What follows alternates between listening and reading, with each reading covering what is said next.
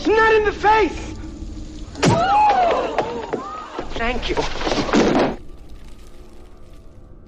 Hello and welcome to Hey, Not the Face with your host, John Nash, and your producer, me, Steffi Haynes.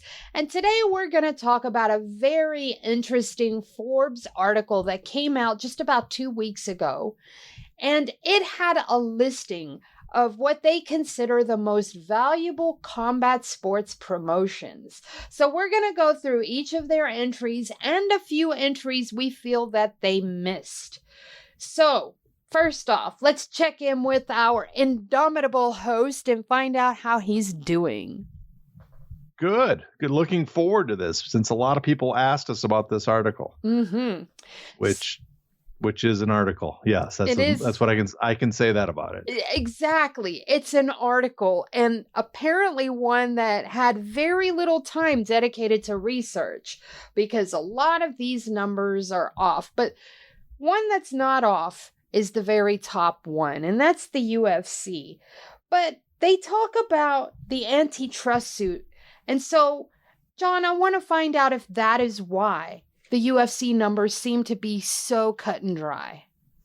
Well, that's part of it. Also, that they're a public company, and so they filed through the SEC their filing. So we know the revenue for the number one UFC 11.3 billion valuation. I think that valuation somewhat inflated because that's the number that the UFC was looking for when they first issued their stock as TKO.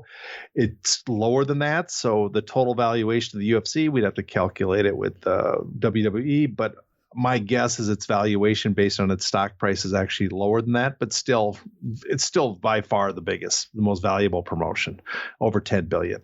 But yeah, because of that SEC filings, we know their revenue, we know their EBITDA, we know their net profit for most years. We have just a ton of information on the UFC that we do not have for other combat sports.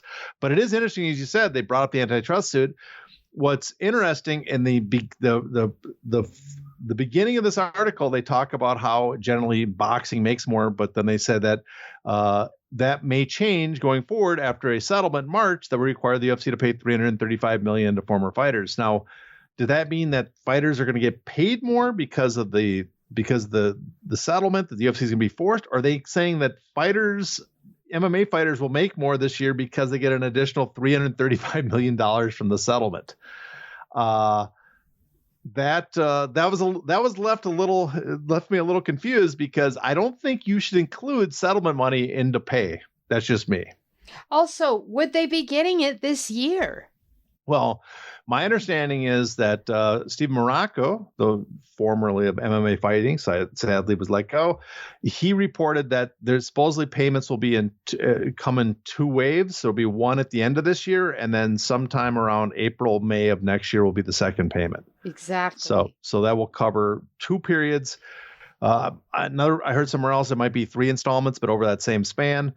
So it's the good news for the UFC is that they can separate it over two financial fiscal years, and so they can report those costs over 2 years. So it cuts them. So, but yeah, the UFC, of all these, as we go through them, we have a lot of complaints because as Stephanie noted, we do not think there was thorough investigation done, as thorough as they implied when they did this, and they point out that MMA promotions are worth more than boxing promotions. And there's probably some truth to that, because MMA, well, at least one MMA promotion makes a large amount of money and boxing has very small profit margins.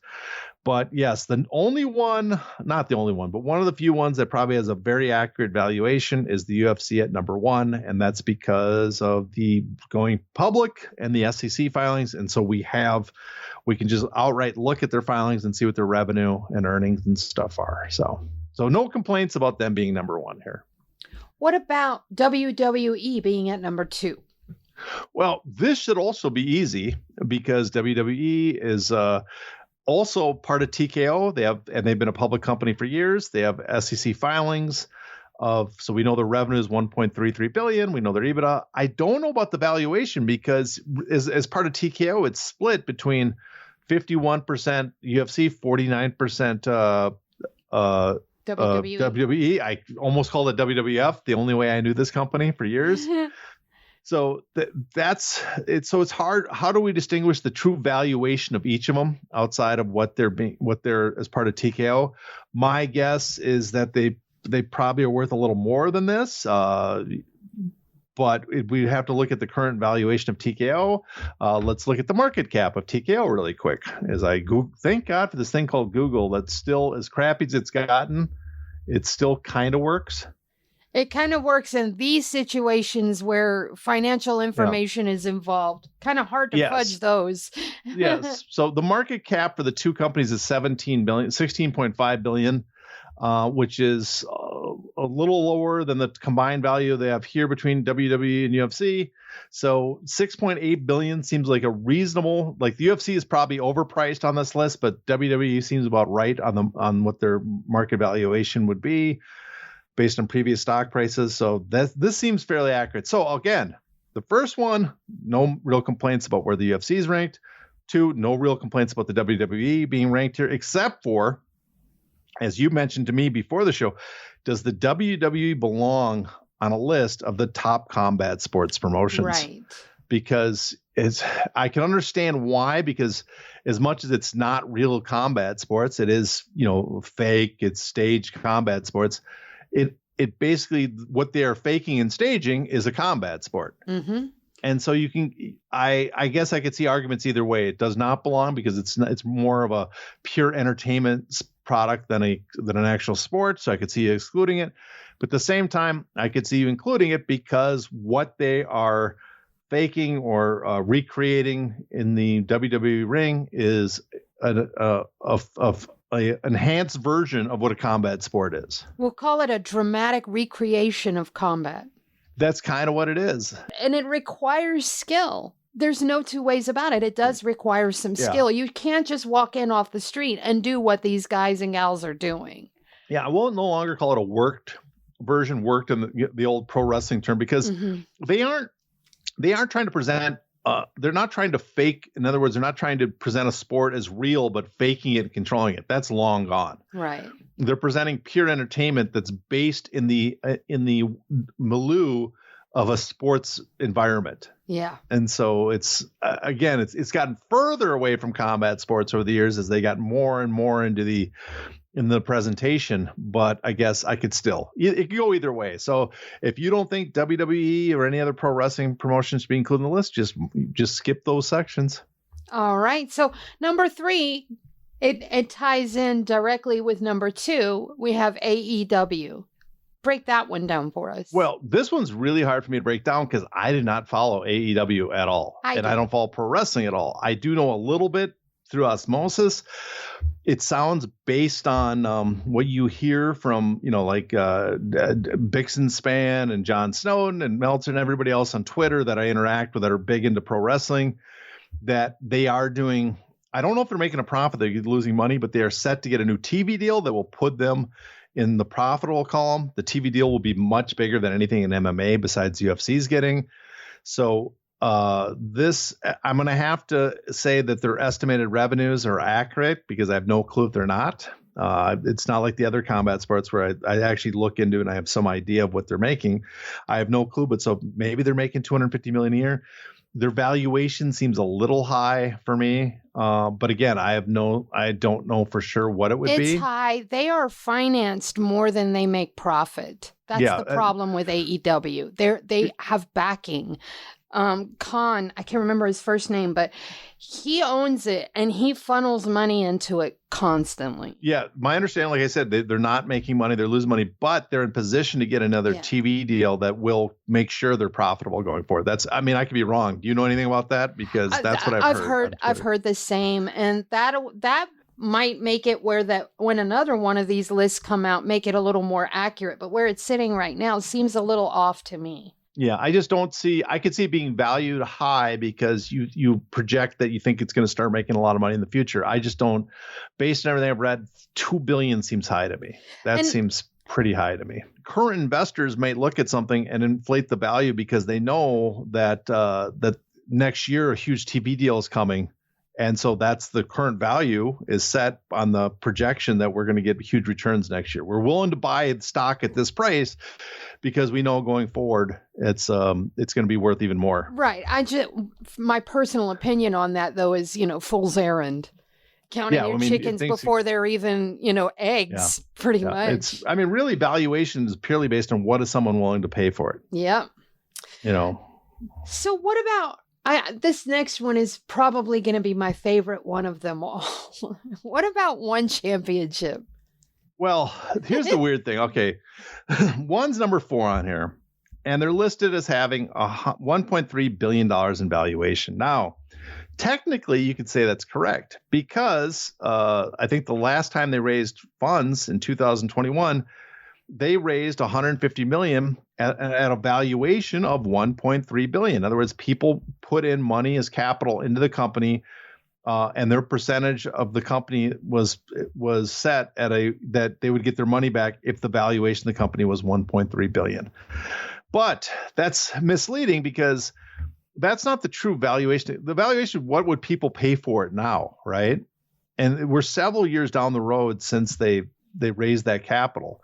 A lot of startups in Silicon Valley, people raise capital at huge multi-billion-dollar valuations, and it never pans out.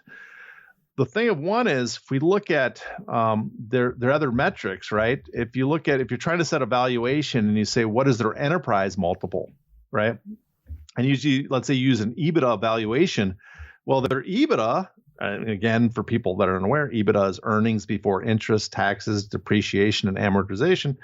Their earnings, EBITDA, has been basically zero since the beginning. They lose money every year. Large amounts of money they lose every year. The most recent year we have, 2021, they lost and they reported in their P&L a loss of $111 million US that year. Now, I don't think they're losing anything like that anymore. And those numbers might be partly inflated because of the barter system they use. It's a complex financialization of their numbers to make it look like they have more revenue than they really do. But I don't know if they're losing that much, but I also don't think their revenues are that high. Everything I've heard, and again, this is just what I've heard and looked into. If you look at where they're holding events, they're almost all last year in Thailand, right? Every event. Let's use the magic of Google to use one championship events and see where they're holding their events. If we go to one championship, Wikipedia has a list of one championship events, and we start with last year, just not this year. We see that they have a whole string in Lumpini Boxing Stadium in Thailand. Then one event in Singapore, and then a whole string of events in Thailand, and then one in Broomsville, Colorado, then back to Thailand, and then one in Singapore, and then So the whole year, except for 3 events, was all in Singapore. So they are not Singapore, but Thailand. Thailand's not famous for the huge gates they produce, right? It's funny because a lot of people, and I remember a lot of fans got upset with us when we had Bloody Elbow, when I was doing the reports on One's finances, and they're like, oh, John Nash is wrong again because he predicts every year One's going to go out of business. If you listen to our old shows, and I think, Steph, you can vouch for this, I don't predict One going out of business. What I predicted is when the money started getting tight, they would basically turn into a regional promotion. Mm-hmm. And if you look at what we see here, every event being in Thailand, except for a select few, that does not scream major promotion to me anymore. That also, right? It also gives you an idea of what their contract with Amazon might be like too. Yeah. They do 4 Amazon fight cards per year? Yeah. So only a handful. It's not, my understanding, it does not pay huge amounts of money. It might be more than 4, it might be 6. I can't remember the exact term, but I heard it was like $2.5 million a year to up to $5 million max that they're getting from Amazon. That's not enough to make you a major promotion. So you look at those numbers that we've heard about.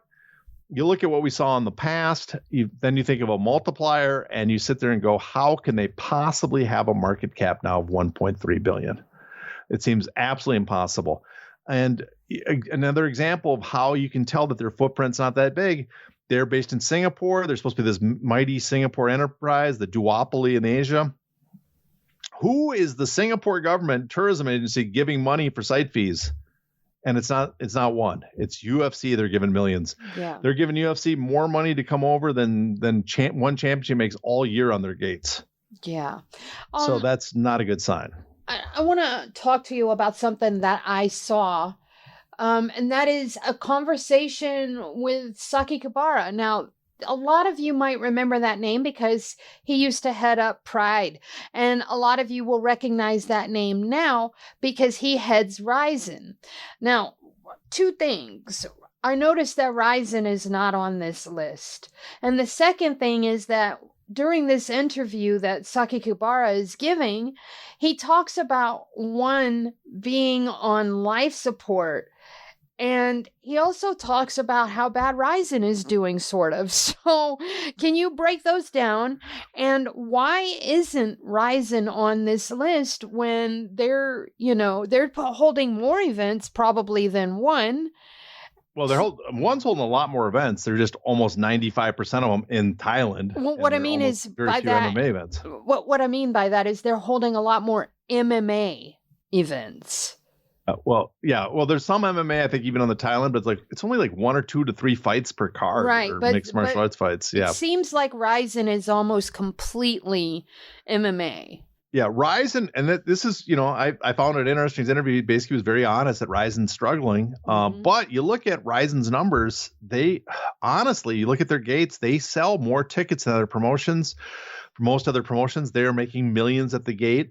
They sell pay-per-views. They sell, nothing like the UFC, but in Japan, apparently, some of their bigger events sell a sizable number of pay-per-views. So they are making probably in real money terms, more than a lot of the other MMA promotions out there. The problem is their expenses with the shows and what other, I don't know who their backers and stuff is, what other payments they have to make. They are not making enough. And so they're struggling in that sense. And also they are bringing in higher priced fighters. They're not just using a bunch of people from Thailand Indonesia, they're paying a few $1,000s to fight. Their Japanese fighters are more expensive. They're bringing in Americans from Bellator in the past. So that adds more overhead, but Ryzen's, we know Ryzen's on some of their events, they've sold 100,000, 200,000 pay-per-view buys in Japan. So that's millions of dollars right there, probably more than the Amazon deal for one. And they've sold tickets in Japan. So I wouldn't be shocked if Ryzen, who's holding a limited number of events just in Japan, has brought in more real revenue, and I think it's very likely they have, than one championship. One championship's revenue, I think it's telling that they moved from Singapore to the Caymans, and we have not got financial statements in the last couple of years. Why wouldn't Saki Kabara's Ryzen be on this list? Well, I mean, if you're being honest, they're not worth much because they're not making any money. Okay. Their valuation is probably correctly set on this list. Like, hey, you are not valuable enough because you're a money-losing enterprise right now. So you have no valuation. You shouldn't make the list. Now, it seems very, very, very likely that it's an incredibly inflated evaluation. I mean, yes, you could say that's the true valuation several years ago when they got investors to put money in. But I do not see, based on the metrics, how they have a $1.3 billion valuation today. All right. Let's look at Matchroom Boxing. Yes, this one really drew my attention for a couple reasons. One, right away, they say it has an $850 million valuation. I'm like, where did you get that number? Because Eddie Hearn, a little while ago, was talking about how Matchroom, the entire sports entity, not just the boxing, the snooker, the darts, all that stuff together, was a $1 billion property, right? Well, boxing makes up about a third of their revenue and profits. So boxing should be at most should be $333 million, right? If it's a third of the enterprise of the $1 billion valuation, but they're claiming it's $850 million. So I do not know how they come up with these numbers. That right there's a sign, not just the one, at least one, they had the previous valuation from what the money they were able to raise would tell them that this, I dare say they're making the numbers up maybe. The revenue too, 134 million. Well, we did an episode about Matchroom's revenue, and this shows kind of how little research was done in this article because, yes, Matchroom's reported revenue in the UK is 134 million. But that's just one part of Matchroom Boxing. They also have Matchroom Boxing USA, which they're partners with DAZN, and they're over there in the US. That alone is making about as much money in revenue as Matchroom Boxing UK. So really, their total revenue should be at least double the amount they show here. But they don't include that. They just use the Matchroom Boxing. So I don't know what information you can glean from just the Matchroom Boxing UK revenue because it only paints a partial picture. Now, if you look at their EBITDA and earnings and use that as a multiplier, which is the common way to kind of figure out what a valuation of a company is, their EBITDA, their earnings is like $15 million. I think their EBITDA was last report. So, which shows you too, the vast difference between the UFC, which had $770 million in EBITDA on 1.3 billion. Here's Matchroom around, I think, 280 million total or 290, I think, when we total all the Matchroom enterprises together for boxing. Their EBITDA is only 15 million.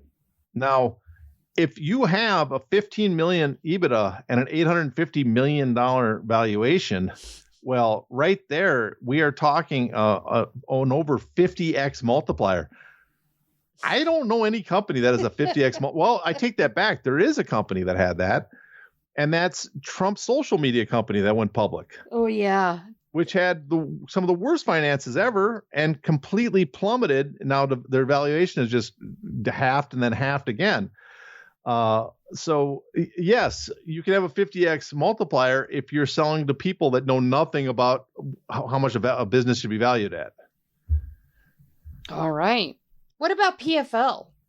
Well, here's another one. This kind of falls in the one category because we do know their valuation based on investments that they received. They had recent investment a couple of years ago. People put capital in the company. I think the valuation of the company at the time they put it in was 500 or 600 million. So you could say, well, that's the value of the company. People are willing to put money into PFL at a 600 million valuation, or maybe even 690 million. Maybe this is what the Saudis invested at. I don't know. We're not there behind the scenes, but that is very possible that that's the valuation based on what some investors in the past put it in, thinking it has a potential to blow up.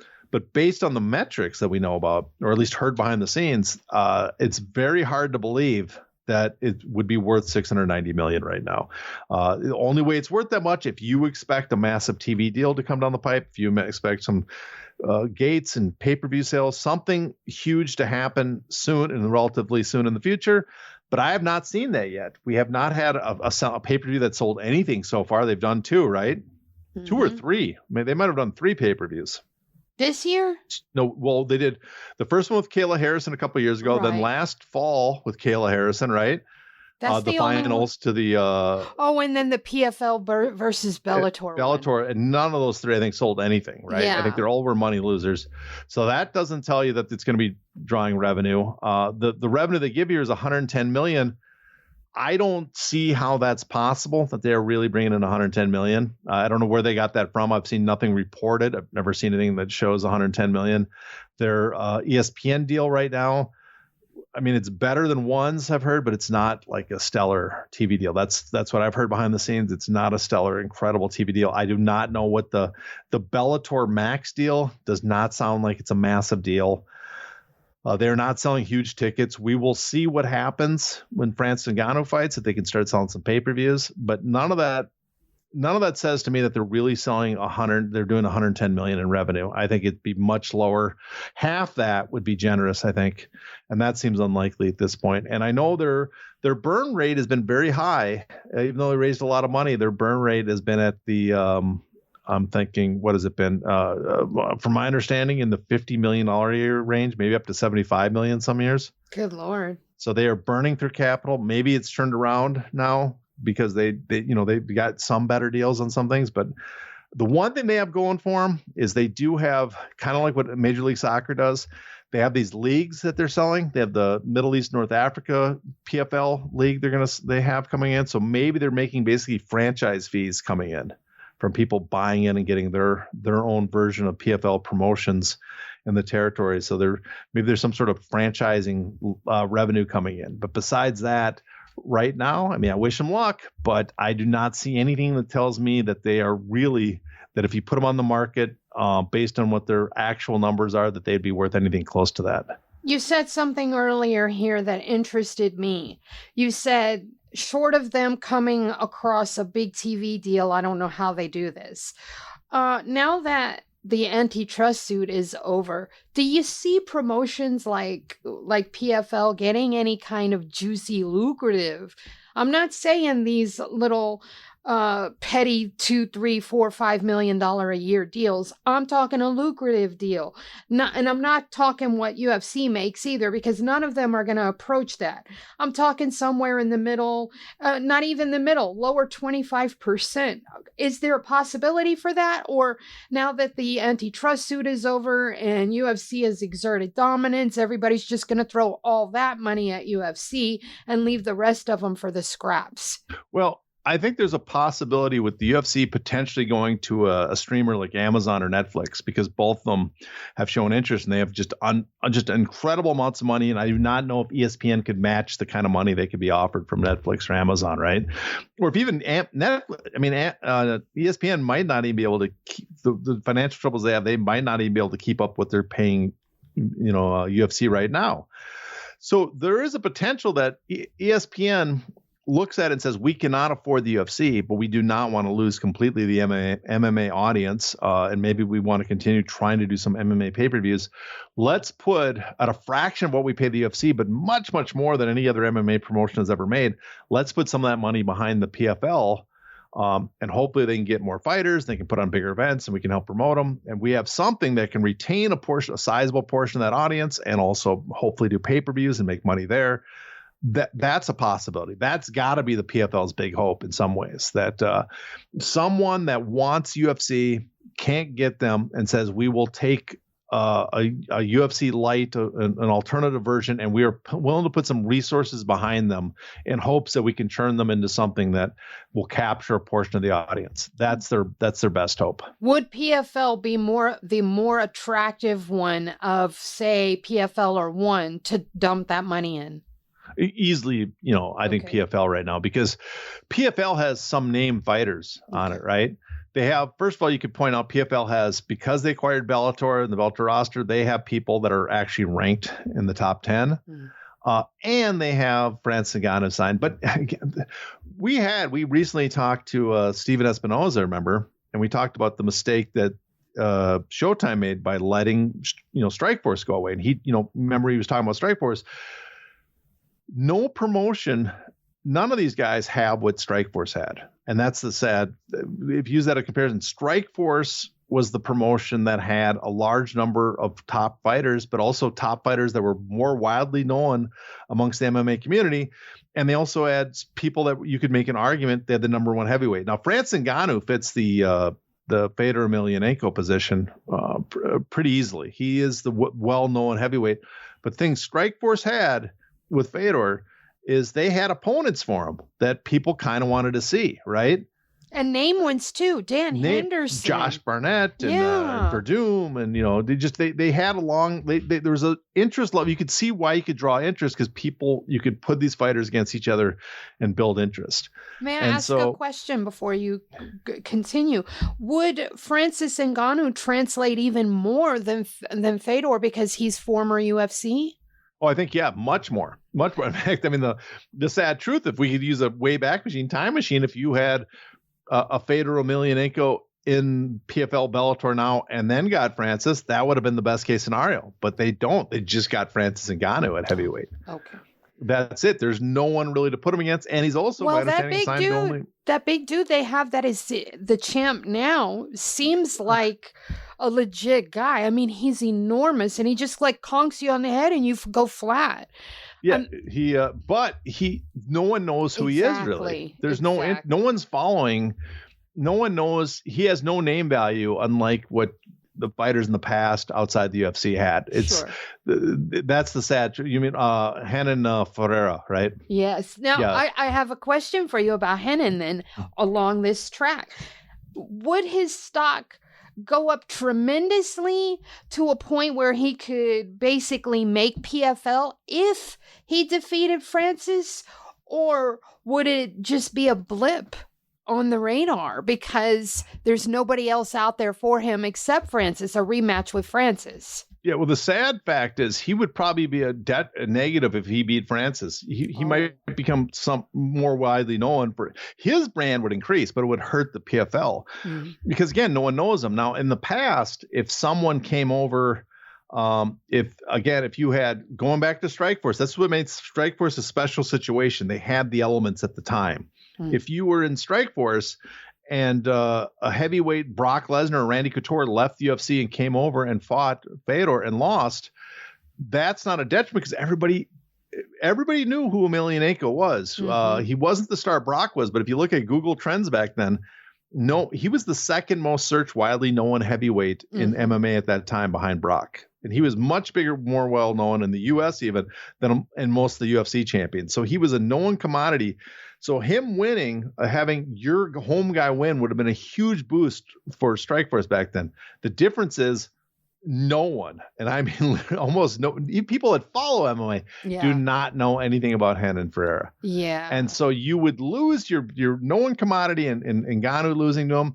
And the guy that beat him would get a boost, but nothing like what would happen if he was a known commodity. There's just no demand to even see them fight, really. Yeah. And that's the thing, too. When you have two old school MMA heads like John and I, and we're struggling to even know who Renan Ferreira is. And I will be honest, my introduction to him was that Bellator versus PFL card. That was my introduction to him. It's the first time I'd ever seen him fight because I'll be honest, I don't follow PFL as well as I should because there's nothing compelling about PFL, period. Yes. No, I'm nodding here silently as I had the mute on and I couldn't say anything. All right. So does that put a pin in PFL or do you have a final thought on that before we get to Top Rank? I think we're done with PFL. All right. Well, you know what? Let me just ask you real quick. You know, Francis is going to fight Renan. How detrimental at this current point will it be if Francis loses right now? Well, I mean, it won't be super detrimental in the sense that I don't know what their long-term plans for Francis is. My understanding he's only got a 2-fight deal. So in some ways, because if they are still burning through their capital, they don't have streams of revenue, and yet having him lose and creating someone to replace him that's much more affordable is not the worst thing in the world, right? It's pretty good for them. But the problem is, again, that I just don't think the eyeballs are going to be there to justify it. You would like to have someone, maybe it sets up a rematch and you get some more attention with the two of them, but it's the best case scenario would be get a big opponent for Francis that was going to drive massive eyeballs to the PFL. I don't think he will do it. There's a benefit to them, I guess, in losing Francis and not having to pay him the $10 million plus every time he fights. But you're not gaining a massive star that's going to be a pay-per-view attraction with Renan if he beats Francis. I just don't see him becoming one. Maybe he does, but I don't see it. All right. So let's get to Top Rank because this one's interesting to me because, you know, Bob Arum's been around for a long, long time. I mean, he's the longest standing promoter as it sits right now. I think is he older than Don King?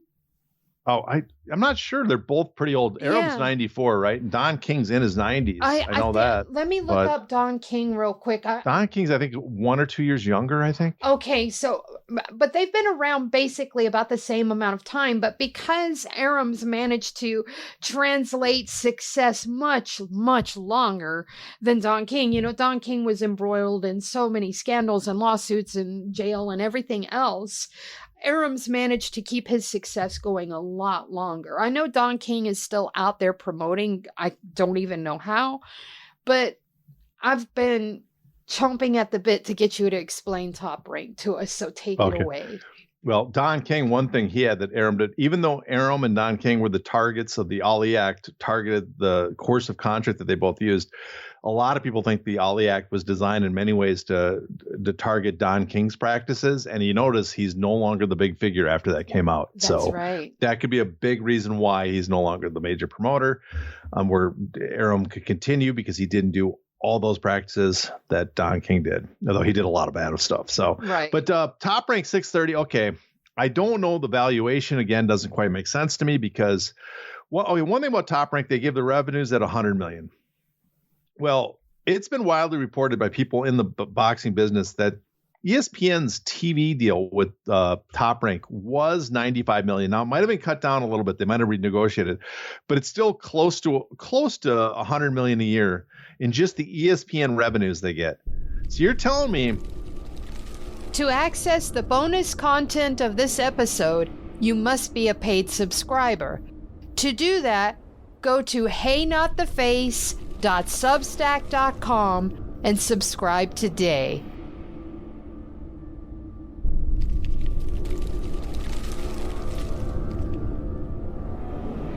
Ow! Ow! Not the face! Ooh! Ooh! Okay, the face!